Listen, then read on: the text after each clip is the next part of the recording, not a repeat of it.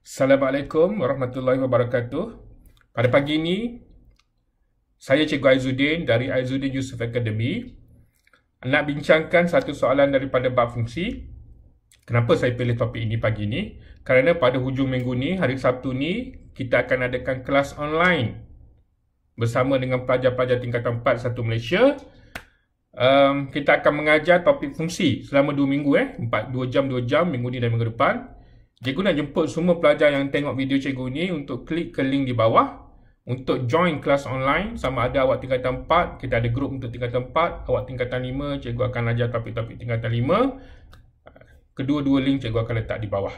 Okey, tanpa buang masa, mari kita tengok soalan.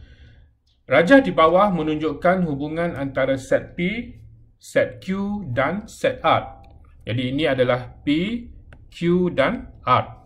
Dia kata diberi bahawa set P dipetakan kepada Q oleh fungsi 5x tambah 6. Jadi 5x tambah 6 ini adalah fungsi yang memetakan P kepada Q. Dan set P dipetakan kepada C, dipetakan kepada set C.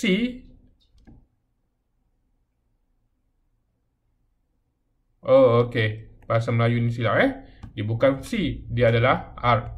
Dipetakan kepada R oleh FG sama dengan 9x tambah 12. FG sama dengan 9x tambah 12 telah dilabelkan dalam soalan, iaitu daripada P ke R. Okey, pelajar-pelajar, cikgu nak explain sikit tentang macam mana hubungan antara set-set ini berlaku. Pertama sekali, kalau awak tengok dalam gambar rajah ini, anak panahnya bermula daripada P ke Q, anak panah pergi ke Q, kemudian daripada Q pergi ke R. Dua anak panah ini mewakili dua hubungan, dua fungsi. Dan kalau kita gabungkan fungsi yang pertama dan fungsi yang kedua, dia akan dapat satu fungsi baru, iaitu shortcut daripada P sampai ke R direct. Fungsi tersebut kita panggil fungsi hubungan, iaitu shortcut gabungan antara dua fungsi, iaitu fungsi tunggal P ke Q dan Q ke R. Okey, sekarang dua fungsi digabungkan jadi satu fungsi gubahan. Dalam kes ini FG. Awak kena ingat apabila kita tulis FG, F dan G ni dia punya status dia tak sama. Dia bukannya F darab G, bukan. FG suatu fungsi, bagi sesuatu fungsi, G yang berada di sebelah kanan F adalah berstatus sebagai objek kepada F. Okey, bermaksud G itu sebenarnya berada di dalam F, objek kepada F. Dalam segi aliran, dia P mesti lalu dekat fungsi G dulu. Jadi dekat sini, ini sebenarnya fungsi G dulu. Kemudian G itu yang akan masuk ke dalam fungsi F. Sebab itu G menjadi objek kepada F. Okey, jadi P kepada Q namanya G. Kemudian Q kepada R baru F. Gabungkan kedua-dua akan jadi FG. Jangan tertukar Bila kita gabungkan, dia bukan jadi GF. Dia akan jadi FG. Okey, soalan pertama. Tulis fungsi yang memetakan P kepada Q menggunakan tata tanda fungsi. Daripada P ke Q yang soalan tanya adalah fungsi G. Jadi dalam kertas jawapan, tanpa buang masa, soalan telah memberikan jawapannya. Kita just copy je balik. Jadi Gx sama dengan 5x tambah 6. Awak nak tulis dalam bentuk anak panah macam ni pun boleh. Awak nak tulis sama dengan yang macam cikgu buat pun boleh. Kedua-duanya dalam bentuk tata tanda fungsi. Okey, soalan kedua. Cari fungsi yang memetakan Q kepada R. Jadi kalau tengok gambar rajah ini, G sudah ada nilai fungsi dia. FG pun sudah ada diberikan. Yang kita nak cari sekarang adalah fungsi F, iaitu Q kepada R. Okey. Macam mana kita nak buat? Macam mana kita nak dapatkan fungsi F daripada FG? Tengok Macam mana kita nak dapatkan fungsi F daripada FG? Langkah yang pertama.